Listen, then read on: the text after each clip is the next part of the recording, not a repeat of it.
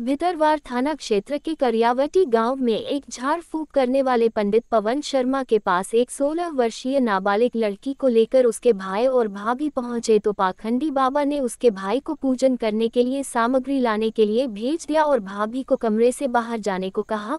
उसके बाद लड़की को अकेला पाकर उसके साथ बाबा ने दुष्कर्म किया और फिर धमकी देने लगा कि बताया तो आपके घर वालों के साथ अच्छा नहीं होगा। लड़की ने घर आकर पूरी घटना अपने परिजनों को बताई, जिस पर से पुलिस ने पाखंडी बाबा के खिलाफ भितरवार पुलिस थाने में मामला दर्ज कर फरार आरोपी को गिरफ्तार कर लिया है। के पास में टपरिया ने वो गाँव के रहने वाले हैं। उसने हमारे साथ 2-3 महीने पहले झाड़ा फूकी करता है। पंडित पवन शर्मा झाड़ा फूकी का काम करता है वो। उसने हमारे लिए समूह बुलाया था।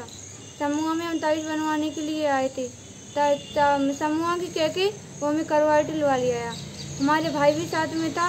उसने हमारे भाई को मिठाई पान लेने के लिए भितरवार फिर भेज दिया और फिर आधा घंटा पहले हम पहुंच गए। उसके बाद हमारा भाई पहुंचा वहाँ पर करियावटी में बहन के यहाँ।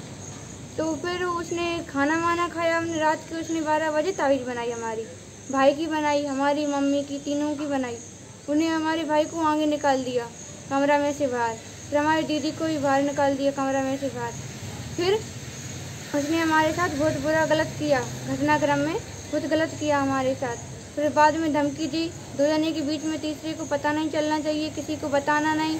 उन्हें मारा पिट्टी की भी धमकी दी हमारे लिए, मर्डर की भी दी। ये घर बर्बाद हो जाएगा, वो घर भी बर्बाद हो जाएगा।